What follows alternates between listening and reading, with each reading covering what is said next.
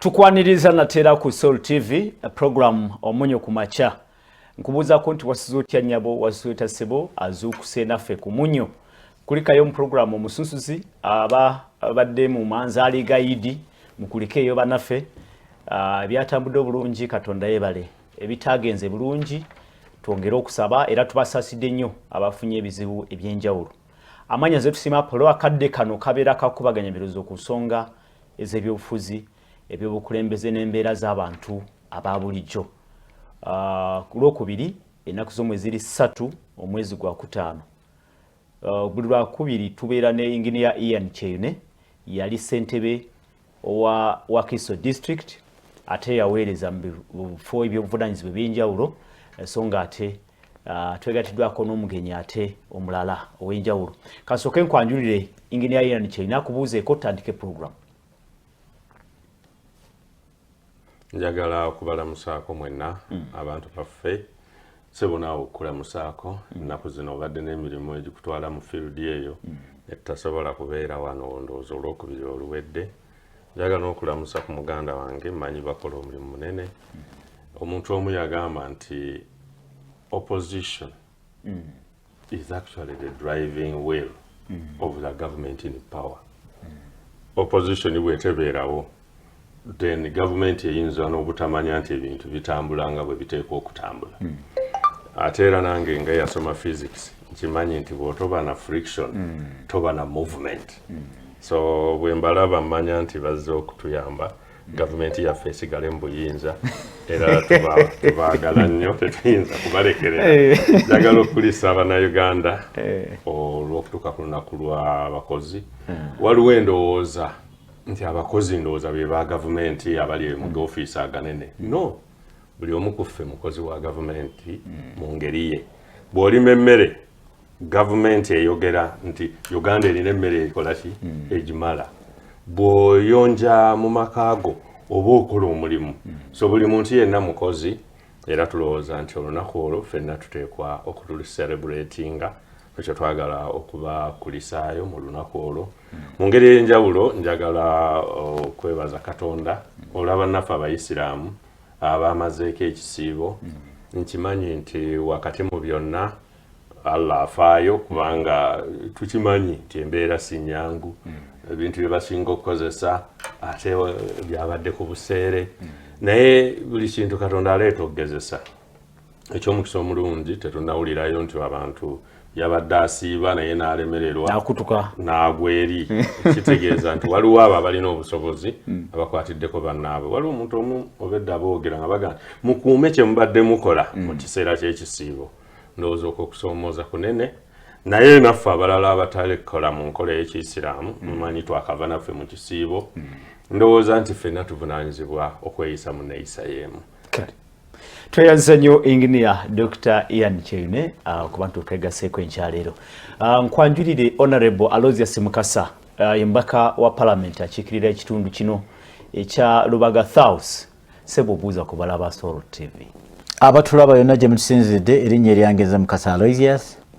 era nga ababuuzaako n'okukulisaayo baganda baffe Abasiraamu mu kiseera eky'ekisiibo kye babaddemu ate n'okukuza olunaku olwa Idi. Ekyawukanako nti bo bamuyita Allah naye ffe ffenna yabeera Katonda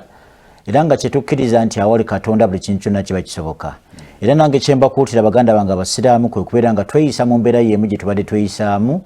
so si kuwummuza mbuwummuza bikolwa byaffe ebibyo oba bye twali twerekereza ate oluvannyuma lw'ekisiibo okuggwa ne tuba nga tubiddiŋŋana. Nga nzira ku nsonga ya senior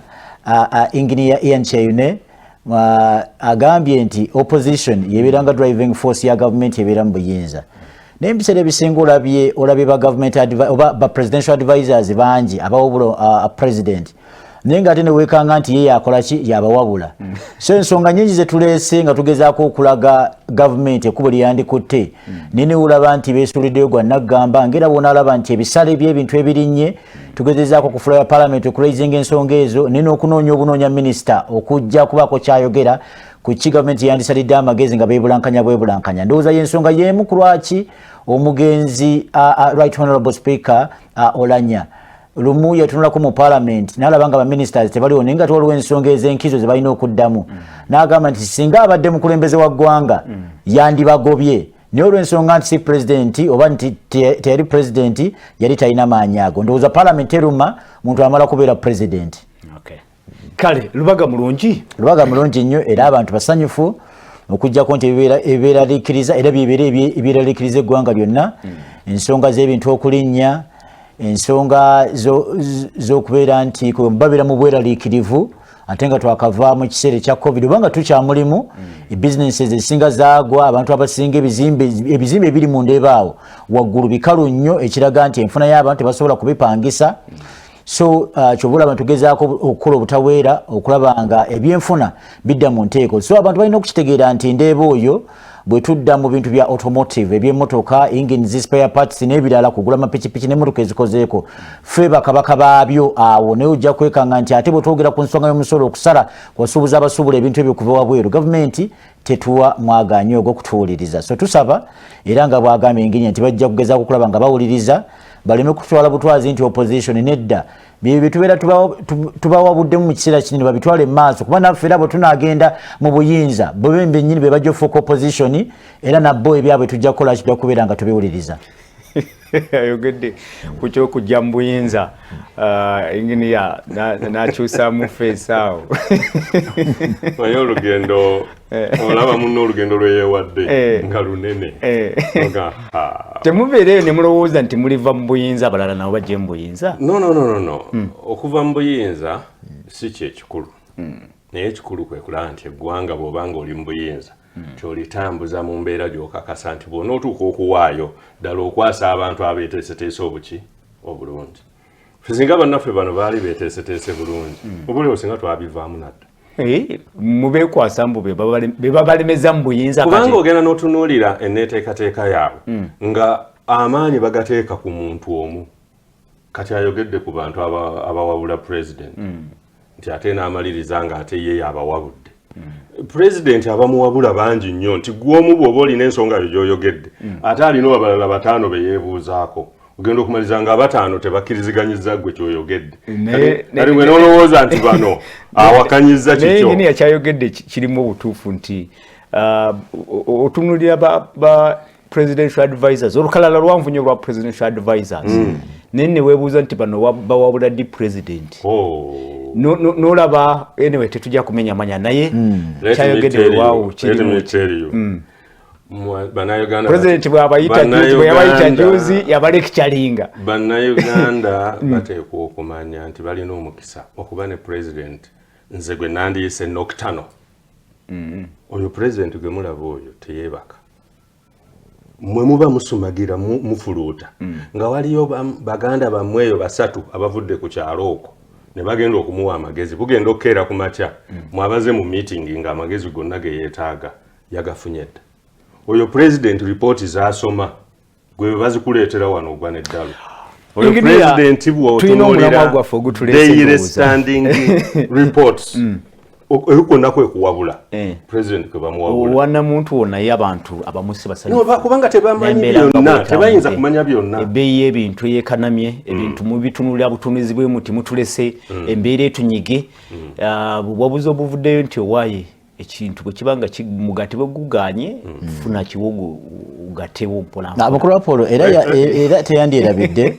nti agamba omukulembeze we nti teyeebaka naye ate teyeebaka mu kyo teyeebaka naye nga ate ensonga ezisinga ezikwatagana ku ggwanga taziwuliriza ng'abantu abatulugunyizibwa abantu abawambirwa bw'olaba kakwenza omuntu n'atulugunyizibwa okutuuka ku sseeryo n'olaba nti ate abandi ye baayita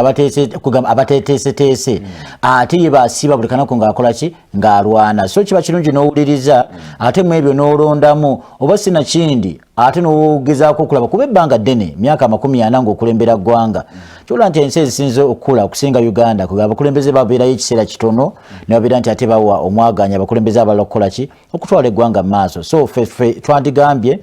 nti mbiseera bisinga kugamba okulwako ennyo ate oyonoona so obeerako ekitono n'obeera kugamba historical omuntu ajja mu bulungi nti okulwawo abantu be bamulonda naye ka tugende ku mulamwa gwaffe honorable abatulaba ku Soul TV ekitulese yembeera eriwo ebyenfuna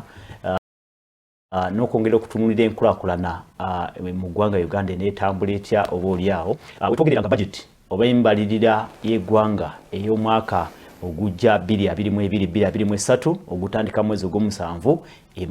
Parliament kati ne Ministry ya Finance balako kubanga kati bagijjako bagikubako nfuufu esawa yonna omwezi ogw'omukaga bajja kubanga bajjanjulira eggwanga mu budget eyo oba oliawo mwe tuyina essuubi mwe muli essuubi nti oluvannyuma lw'emyaka 2 nga tuli mu COVID-19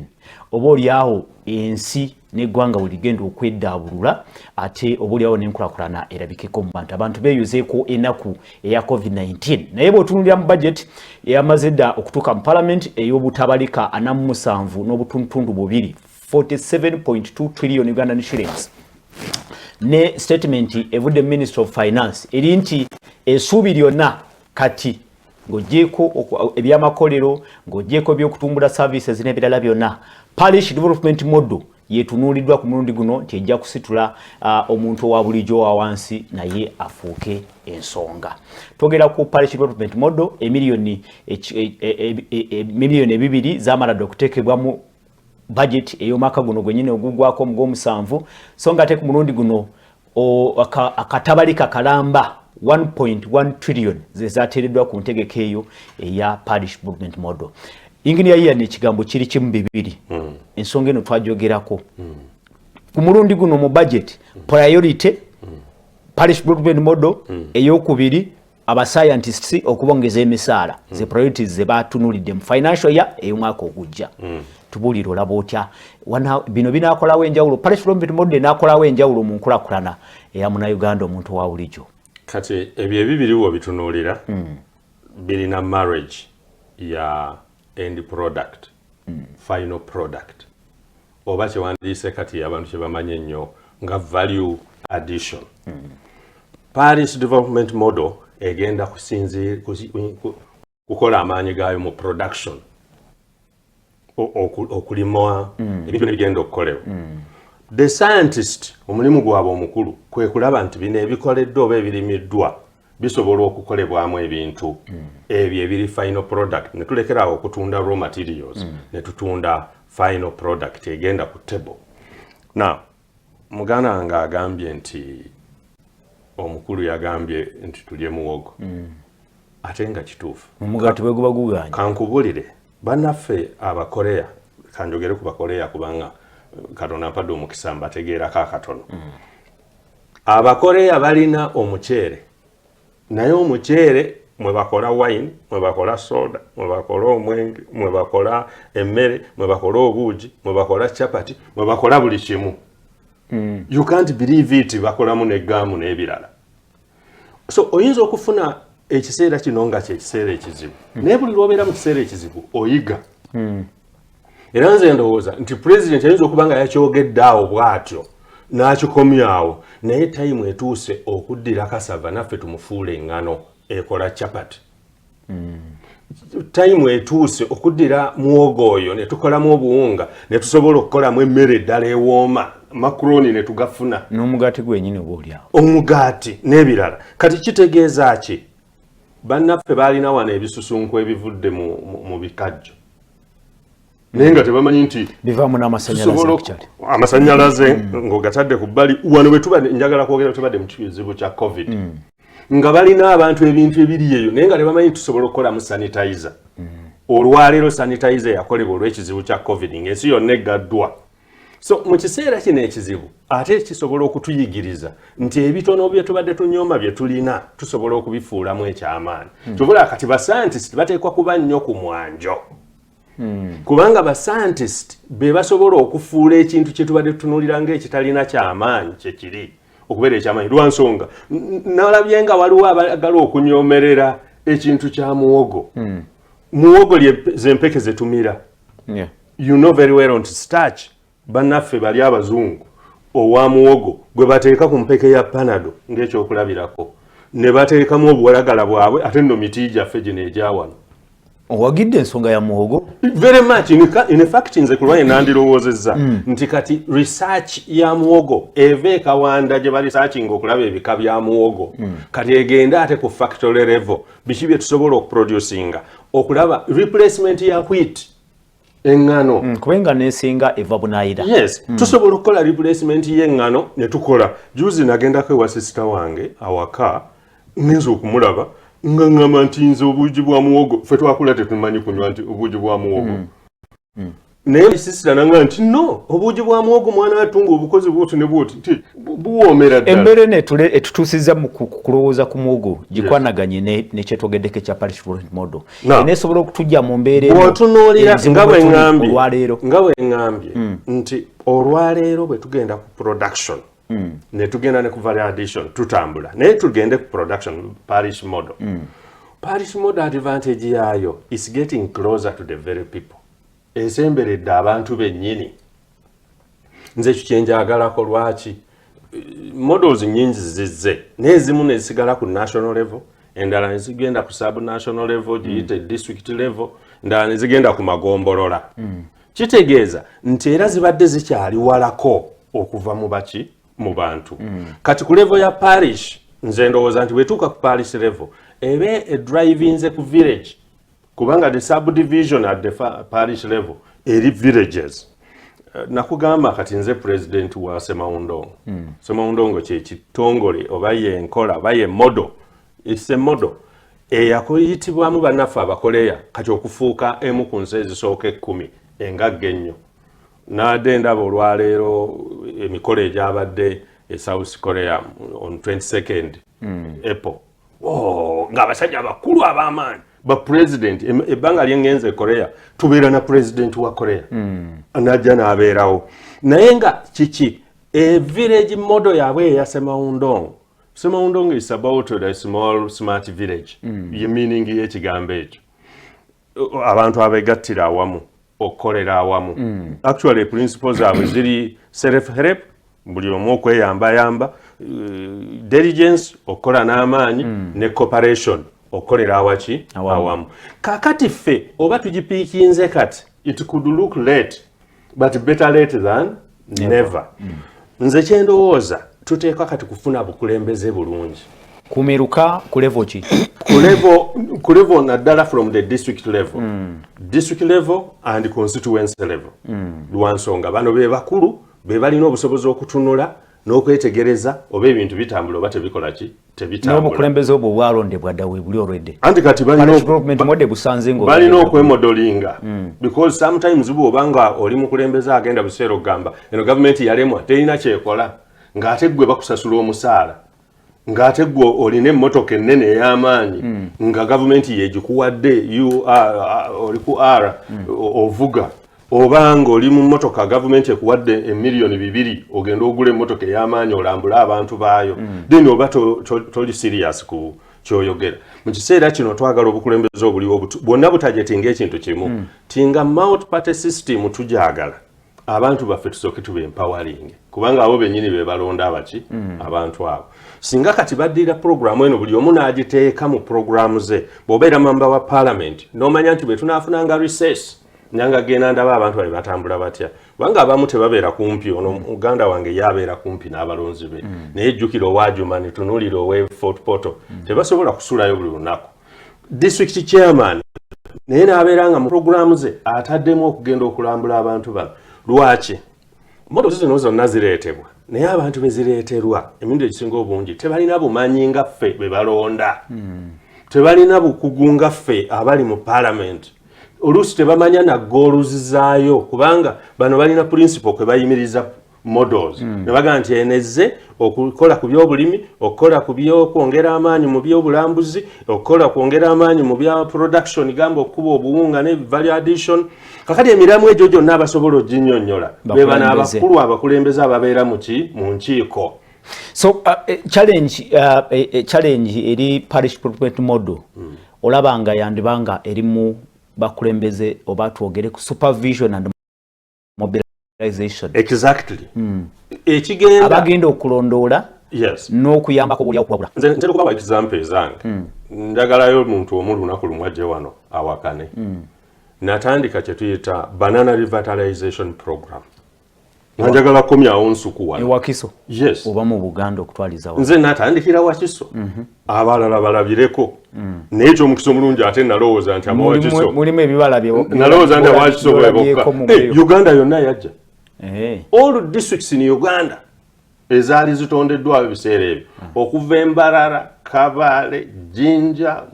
Mbale, Busia nina n'ebifaananyi nga ndi n'abakulu abo bonna bazze okulaba development yaffe gye tutandise naye mu programu eyo okumanya yali nnungi nnyo yasikiriza ne president one time n'atuwa ente 45 45 wow enzungu zikyaliyo obazirya abamu bazirina abalala bakolamu ebintu nakugamba wano nina mama wange yakola ekintu kyenewuunya nendaba nga developing very fast nga bayita mu nte ezo naye goolo yange yanyamba ku kintu ekyo kwe kuba one nti nakitegeera kuba nze nakidesigninga ne tiimu yange ya district ne tumanya ekyokukola ne tukifollowinga ne tukiwaako amagezi buli dakiika ne tukifiidinga bwe bukulembeze bw'oyogeddeko obwetaagisa mu parish development model very important era wano olwaleero abakulembeze bonna abagaa nti twagala okukulaakulanya Uganda wano we tugenda obbalabira tugenda kunula ku constituency zaabwe nti constituency eyo ng'ekozesa parish model etuuseewa kale tuyanzeke engineer Dr. Ian Cheine honorable ndowooza ogenda okutandikira owulidde Dr. byayogeddeko n'ebisuubirwa parish development model okusinziira ku government eruubirira okusitula bannayuganda emiliyoni 3.9 abatubidde nnyo wali abakozesa abatakwata na ku sente actually ebasitule bajje mu subsistence economy ebayingize money economy buli omaberenga asobola okukwata ku sente n'okweyagalira mu nsi olaba ki bwe mba nempuliriza engineer Ian Cheine alina ensi gy'agezezaako okureferensinga lwakuba nti ye agiyita Korea n'ate ategeeza South Korea mu kyo ensi eyo yeyina zi universities muyinza okugamba nti mulimu ba lecturers bagaba max bawala nga max nga zirimu okukyusa nti amale okweganzika ku muwala amwe max temulimu kubbira bibuuzo masomero nga golaba waneeno temulimu baana kuwa ba lecturers sente basobole okufuna obubonero so ojja kwekanga nti ebintu ebisinga wane mu universities zaffe wano abaana betufulumya so si bonna naye abasinga ku bo bayita mu nteekateeka eyo wano waliwo university emu ndowooza olupapula lwa monitor olwabifulumya ng'abaana bawandiika answers ku bisambi naye nga ba university naye ensi ezo omwana ayise aba akoze eki aba ayise era asaana akitegeere nti ensi eyo gy'ayogerako South Korea bwe tutunulira mu nsonga za technology ensi ekola ekintu kye bayita Samsung TV masimu na biki ebyo byonna n'emmotoka eza Kia neffe waneeno kugamba tu prioritizinga bintu bya bulimi kyokka nga n'abadetermininga sente oba yoba akatale k'ebintu bye tukola waneeno oba bye tulima bye tufulumya ate be bali abatakola ki abatabirima so waliwo mbaka omu yali ku floor ya parliament n'agamba nti twanditambuza nnyo enjiri okugamba abaana baffe n'amasomero institutions kugamba bagendere ku nkola eya tekinologiya lwansonga ensi gyekola ki ensi gyeraga kyobulaba ne bwobanga mwabalima emmwanyi waneeno naye ate abateekawo akatale bbeeyi gye bagulirako ate be bali nga tujja kulaba ensinga gye twandiise Ethiopia tugisinga okulima emmwanyi naye ate etusinga akatale kyova olaba nti abamu babeera misled ne bagamba nti Ethiopia erimanya emmwanyi bali bamanya engeri y'okutundamu ekintu kye bakola ki kye balima ekitono n'engeri y'okukiragamu juzi nawe bw'omukisa n'engenda mu Dubai Expo Dubai Expo twadisplayinga ffena Uganda ne Ethiopia naye olaba engeri Ethiopia gye yadisplayingamu tekigyetaagisa kuleeta mmwanyi zennyini n'eziteekawo naye balina zi projectors balina technology gwe bakozesa naye kugamba nga bakulaga okuvira ddala eri mu farm naye ffe bwe twakwata empeke ne tuziteeka mu bucupa mu glass ne tudisplayinga ne bu dispensers obugaba caayi obwereere Ethiopia yabulina okusampolinga nga bw'oyingira bw'oti aroma akawoowo kemmwa kakukuba kyobola nti mu Ethiopian gundi eyo mwalimu abazungu bangi nga banywa bucaayi naye nga wano mu Uganda era nabakolishoninga ne bagamba ne bannaye dispenser mugamba anti emmwanyi twazigaba ne zikola ki ne ziggwawo bakita roasting ne tuzigrininga ne ziggwa ne bagamba naye ati bwemugamba nti mufulumye emmwanyi nyingi ogamba otya ono zze ku expo naye emmwanyi tezikola ki n'erinnya ly'abantu abamu abaaliwo bannayuganda nagabajjako so tutunuulira parish development model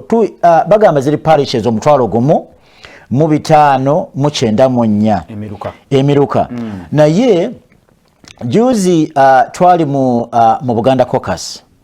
then ku floor ya parliament honorable Abed Bwanika na raising ensonga yokukola scrutiny okunoonya nti bwe tutunulira emiruka gy'oyinza okugamba nti gye gino data gwe balina waliwo emiruka 8 naye bwe twagendako mu Ministry of Finance ne tubagamba nti batuwe amannya g'emiruka gino emirala egisigadde 2,000 gye giri ne gye gisangibwa ne wabula baatugamba bugambe tusooke tulindeko bajja kutuwa data oyo naye n'okutuuka okwagala okugira emiruka egyo tebakola ki tebagituwa so twagala bw'obeera kugamba ng'ofulumiza obuwumbi 1,800 kwama ng'ogenderedde okuwa nti buli parish millions 17 naye ne zibeera nti ensimbi ez'emiruka gino 2,594 bwe buwumbi 44 twagala wabeerewo okunoonyereza kuba omuntu ayinza okuwa figa nti emiruka giri omutwalo gumu naye ng'ate namu bennyini be bafunyeemu bano abalese program okusinga ate abaki okusinga abalimi yeri gyotandikidde ng'olaga nti obaoliawo system parish development model yo yandibanga nungi naye system mwegenda okuoperatingira obaoliawo yandibanga tegenda kusobozesa entegeke n'okutambula obulungi ekituufu ensimbi ezo bazireeta n'obulyake n'abatambuza bagenda okuimplementinga wewali obuzibu gwolaba wewali obuzibu mbiseera ebisinga bye bafunamu kuba ensimbi bazifulumya nayogenda okulaba nti basindisa obuwumbi 5 naye obuwumbi obutuuka in actual sense nga butuusa obuwumbi nga 3 era ne babakakatikako mukozese ensimbi ezo ate nekya tekyandibadde kibi nejjukira nti era alina kyayogeddekoko kyempikinzeemu nti abakulembeze bandibadde basooka okubeera nti babasomesa n'okubayigiriza ku birungi n'enkola y'ekintu kino eno nojja kwekanga nti fenga abaka ba parliament weyo tusomeseddwa naye tojja kwekanga nti omuntu afuna omusaala gw'omutwalo gumu ssentebe w'oku kyalo twegamba weewaawo osobola okumusomesa n'okumulaga ngeri gye kirina okukola naye omuwadde ensimbi ezigenda okulondoola n'okulawuna okulaba nti ensimbi zino bwe ziba nga zizze mu kitundu kye asobola okulondoola n'okumanya nti ddala zikoze ekyo so twagala babeere nti n'abakulembeze abawansi baweebwa ekitiibwa ate nabo benyini batikkibwa obuvunaanyizibwa tuyambibweko ffe nga abaka ba parliament kuba ffe tutwala obuvunaanyizibwa bwabwe era nga kyayogedde nti abalonzi baatugulira amamotoka awutalimbye baatugulira amamotoka ga millions 2 era naffe tukola obuvunaanyizibwa bwaffe ne tugatambuza mu constituency ne tuyigiriza abakulembeze abo ku ngeri ki gye bayinza ate okuyambako ffe mu kutambuza enjiri ya parish model naye ate teyeerabira nti waliwo byefaanyirizaako parish development model byesikidde naye nga tuweesanga nti bikola ki nga bifaananyirizibwa oba nga byefaanana naye n'ensobi ebaddewo nti tebawadde mwaganya bitundu bimu kwesalirawo biki bye bandyagadde ensimbi zino okuzikozesa okugeza tosobola kugamba muntu w'ekkalamojja nti omuwadde ensimbi okulima mawogo tosobola kugamba muntu we ankole abakugu mu kulunda ente mu kufulumya amata omugambe nti alonde obulo ekyo tekiri oba kokowa ate nga wekalangala osobola okumugamba lwansonga nti n'embeera y'obudde bweyo ekugamba esobozesa kokowa oyo okola ki okukula so twagala wabeerewo nti era kyojja okulaba nti ensimbi ezo abantu abasinga zijja kugendayo naye ate abantu bajja kuzirabamu ekirala yes kyova olaba nti ku tiimu gye bataddewo okumonitoringa n'okusupervisinga kuliko owa gavumenti ow'ekibiina ekya NRM yes owa NRM kitegeeza ki nti bw'anaabeerako era n'okutya kutulimu nti bayinza okubeera segregative oba mu ngeri emu nti ebeerenga kugamba political token ey'abano olw'okuwagira omukulembeze waabwe okujja mu buki mu buyinza era kyobola nti ensimbi ezisinga ziyinza obutakola ki obutadda ekyo tukirabyeko mbiseera bisinga nti ensimbi oluusi zireetebwa naye ate kyetwandiise kugamba recovery rate nga ntono nnyo baleese obuwumbi 9 oteeka kuzikomyawo nojja kulaba nti obuwumbi buzze 9 ne bukomya obuwumbi 2 obuwumbi buzze oba 8 naye bujjawo obuwumbi 31 ku lwaki ate nekya tebalina nkola nnoŋŋamu eyinza kukakatako bantu abo baweerebbwa ssente okukola ki kuzikomya kuba nabo benyi bakimanyi babeera bazibbako dda era ng'olaba eddwaliro lye Lubowa nayo lennyini bwe kiri gyali nga n'omusingi tegunnasimibwa n'ensimbi ne zibbibwa kati nawano nawo wennyini bwekikola ki kati ensonga yaffe eri ku zino parishes 20,000 ziririddawa bazitulage ne gye zisangibwa ate n'ekirala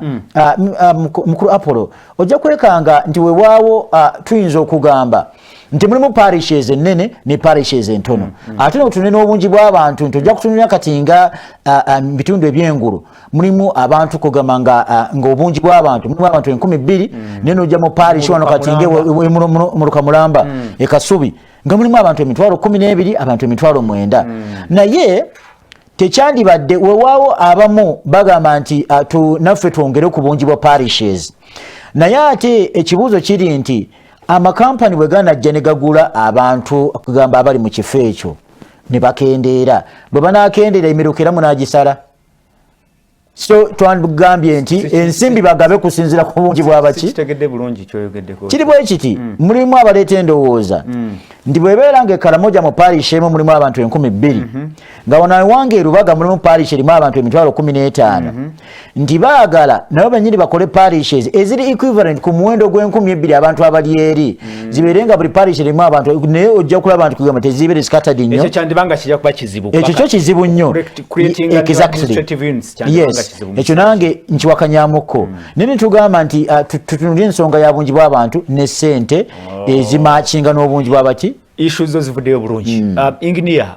ensonga zino era ze zibaddewo ebbanga lyonna simanyi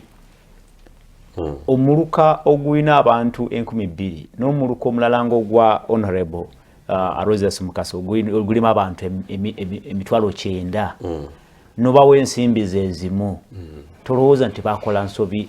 abategekera eggwanga lino baba bategeka parish development model pressure nagifuna nnyo nga ndi chairman wa Wakiso district nga tulina more than 2 million people kuba mu districts ezali singo bunene nakati era yekyasinga obunene naye nga waliwo district erina abantu 2,000 waliwo ne yalina 7 kati nga chairman wa district eno alina okulambula district eno abantu abo bonna miliyoni ezo zonna n'enguudo ezeetoolodde naye nga bamuwa sente zezimu oba sapoti yeyamu oba n'omusaala gwe gumu so mulimu ebintu ebimu ebitali byangu byakukyusa okutuusa ng'ensi yaffe etambuddeko nebaako weetuuka naye waliwo obuntu naye inginiya bwe kibanga kitunulidde kukulaakulanya muntu owa wansi oyo sekinoomu tekyandibadde nga oba olyawo kyaloozebwako ku ntandikwa ne wabeera nga bwebanga omuluka munene nekituusibwamu kuba tulina obyogerako ku mulundi gusaawa eno bwe kibanga kisoboka nze manyi nti kisoboka musobola okuddayo mu palamenti nekituusibwa ndi on record for many times okuga nti national planning authority yaffe esaana okwetereeza ekyokubiri ndi on record nti okupapa ekintu nga tetunaba kukisalinga up to the root netugamba kati tugenda kukola kino kiri very dangerous era ebimu ku bintu ebituzizza emabega ne tufulumya ssente nnyingi nze bwe nali kansala ku district y'empigi nali youngest kansala mu biseera ebyo ate baali tebaleeta ba youth naye nze najjira mu myaka egya youth nga nze youngest kansala naye nasanga waliyo project y'okuwa abantu ssente bagende balunde enkoko bakole ki nawanika omukono ne mbuuza chairman ebiseera ebyo chairman yabanga speaker mugamba mukama wange abantu betugenda okuwa basomeseddwa bamanyi enkwata ya ssente zino era bakimanyi nti balina ozizza naye bakansala abaalimu bawanika emikono bagamba oba oyo tayagala ffe abalala tuli ready nkukakasa abantu babasiba ne babatwala ne Ruziba abakwata sente ezo kubanga enkulaakulana yabula ne sente ne zibalema okukola ki okuzza naye nga sente bazibawa nze nazigaana ne bagamba oyo yinginiya teyetaaga nnyo sente oyo but I was a young man starting my life naye nalowooza nti kyali kyetaagisa abantu so okkiriza nti kyandibange ekyo kyabulamu n'olwekyo mulimu ekyabulamu tukyalina ebintu bingi bye tulina okutereeza bwe tuba twagala okugenda mu maaso nze ndowooza ti bwe tudda ku parish level tunaatera okutuuka ku kinyusi tubeere ne kiyita bottom up not top down planning kubanga ekisinga okuba ekikulu olwaleero tupulaningira muntu oba abali waggulu twepulaningira kubanga kati bwe tubeera eno waggulu ne tusalawo tulina ekizibu kinene nti gwosalirawo wansi agenda kukolayo ekyo ekyamaanyi twetaaga kuwabula so si kusalirawo bantu naye omanyi bwe tubeera wano abantu bawuliriza byonna bye twogera ate kiba kibi ebintu ebimu bwe biba bifulumye nga biyinza okukosa ekitundu kimu eky'abantu ate nga wendi wano ne sifaayo nga lecturer mu university manyi challenges omukulu ono zaayogeddeko but those are cases eziri unique to individuals tetuyinza kugamba nti we mubanga mu parliament waliwo omuntu eyakuba munne ekikonde nti bonna bamemba ba parliament bakubi baaki babikonde njagala okubajjukiza abaana bamwe tubasomesa bulungi mulimu abawala n'abalenzi era n'abalenzi bayita tetuyinza kugamba nti abaana baffe bonna bafuna maxi okuyita no mukugulirira ate era njagala bategeeza nti ezo cases era zivaayo kubanga kiri unique tekiteekwa kuba isinota university engineer yanukula akantu kamuko kakuba akadde katutwaliriza onale bayogedde ku kya ebyobufuzi okutabikibwa mu programu bwetinga yankulakulana bo batidde ti NRM okuba nti owa NRM ali ku kakiiko kali aka parish development committee ako nti andibanga kijja kukosa oba kijja kufuula ku politicizing program naye kati nkutegeezeza nti obukulembeze buli very important nenkulaga chairman wa district ba councillor ku district ba member ba parliament kati kankuwe ekitundu nze mwenva wano wetutudde mu Buganda wano singa government tefaayo nayo neteekayo omuntu waayo gwe yeesiga percentage esinga obunene ba opposition mu bitundu yes chairman wa district ngeyo waffe wakiso neyo waffe wali empigi ne councils zonna ne councils ne ba member ba parliament abakulu bano bonna bali n'endowooza yaabwe kakati naye ate mu bitundu ebirala no tukikirize nti mu ngeri zonna gavumenti eri mu buyinza olwaleero yeeno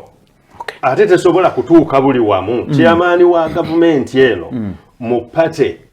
ye president w'eggwanga lino kakati bwagamba nti bannange emirimu ginyinze ndi wala nnyo eno naye gwe chairman wange owa pate yange genda okole ku lwange otunuleyo kakase nti ddala ebintu bitambula nga bwe tubyagala bakoze kijja kuba kirungi naye nze njagala kujjukiza abantu bano nti bamemba ba parliament omulimu gwammwe munene nnyo temugudduka okwongera okuyamba government program zino okutambula mulina ebintu wano bye muyimirira ne mugaa nti ekyo nedda tutera okuwa kati ennaku zino ku kyabadde ku budget eyabadde egenda emoro naye twagenza okumaliriza ng'ebigambo ebingi ebyogeddwa bisazizzaako ku budget so muyimirire strongly ku nsonga zemulaba kubanga tulina three arms to check one another the executive the parliament and the judiciary olwakadde honorable mu dakiika 2 kuba tugenda kuva wano wumba ku parish development board nabiki byolaba oba oli awo ebyetaaga okutereeza oba n'akalungi bwanga olina ekirungi kyolaba mu mode eno nze kulwange nandigambye Uganda yensi emu entono ennyo si mu size naye ezikwata ensimbi ne ziwa abantu nti babeeko ku kye bakola ensi gye yeegomba South Korea ensi eyo tekwata sente neewa abantu sekinnoomu nti bagende beekulaakulanye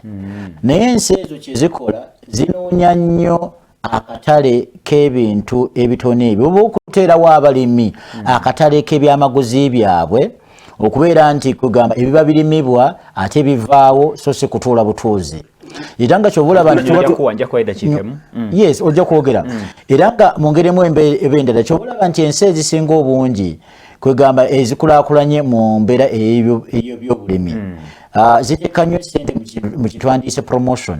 n'okunoonya akatale k'ebyamaguzi than okuweera abantu ssente ezo kubeera tetujja kukola ki kuzirabako ate nekirala banditaddewo enkola y'amafactory agasinga obungi agakola gye fertilizers ebigimusa okusobola okuwa abantu baffe banneeno nendera singa wabaddewo omukisa ogw'okuwa abantu ettaka ery'okulimirako wabeerewo obwenkanya nga ligamba nga tebakulembeza bya bufuzi ojja kulaba ettaka eririrized mu bitundu by'empigi ebulaba ebibira bya kalitunsi ebyo bisinga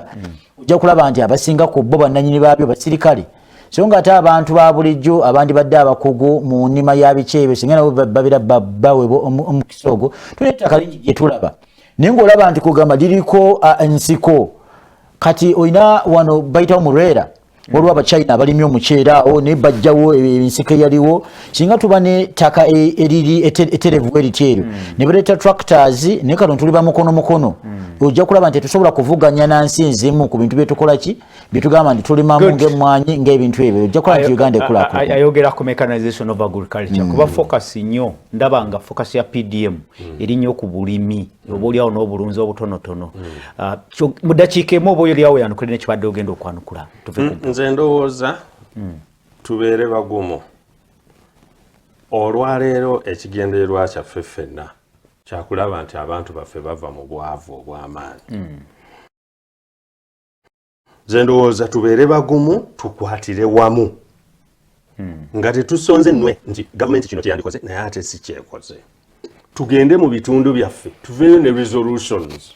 bwe bagamba nti beetaaga zi tractor mu kitundu ekyo abantu abo bennyini babeere mobilized mulage nti ddala kyekyetaagisa then mutwale mukitebolinge mu parliament then parliament etandika okukidebatingako kubanga positive issues zisikiriza buli muntu eziri negative buli muntu azivaako they repel nze nzikiriza nti wakyaliwo obwetaavu obw'okumanya kiki tuba tukola okulaakulanya abantu baffe n'olwekyo buli muntu yenna akyasobola okuzannya ekifo kye nze kyenjagala okugumya bannayuganda bino byonna bireetebwa lwa mutima mulungi so buli omu abyenyigiremu naye mu kubyenyigiramu banoonye solution ekimu ekizibu kye tukyalina wansi eyo n'asiwa mukange oli olufuna bw'ati siringi 10 ng'agamba nti nze zange muzimpe so singa tukolera wamu era kwe kutyo kuliwo nti ensimbi zino zandijja abantu ne balowooza nti babawadde akasiimo kubanga abantu bali mu bwavu bungi kyova olaba nze nzikiriza nti nga zigenda okugenda wabeerewo okusomesa okwamu. Thank you so much. Atulaba ku TV program Omunnyo Ku Makya ensonga bwe zitambudde nteekwa kwebaza Honorable Aloysius Mukasa sibula tuve kumpe waro nsokera ddala okwebaza abadde batulaba n'abatoto obudde bwabwe n'ebiseera okulaba nga bafuna ku bimu ku birowoozo byaffe ate n'okulaba ku ngeri ki gye tuyinza okuyambibwamu mu nkola eno eya parish development model ate n'ensonga endala n'okwebaza management ya Soul TV olw'omukisa guno eno gwetuwa ate newa abakulembeze okulaba nga ebirowoozo biva mu bantu tubireeta ate n'okubisalira amagezi. Good engineer. Njagala okwongera okubajjukiza nti buli muntu alina okulwana olutalo olw'okuva mu bwavu. Kale Soul TV kugenda okusigala kubanga bingi ebikyajja Jeffrey Mugerwa ajja kujja atubulire Manchester United ateekoze etya ate ne tiimu endala nazo erudde erizakoze zitiba emizannyo byonna okutwaliza wamu birinde mu programu eddako amayinza tusema polo ensonga yange ya agro processing mugenda kuteeka ensimbi mu bantu wansi balime ebintu byabwe bakole eki bateekemu amaanyi naye ate babanga tewaliwo nkola egenda okubayambako ebintu ebyo okubirongoosa n'okubyongerako value ate mifulire n'akatale tujja kufuna surplus ate abantu oluddako ekintu bakiddukemu oba oliawo mutandikiraawo enkolakola weeneetandikira katulinde amayinza esima polo musibe bulungi mbasibudde mweramu.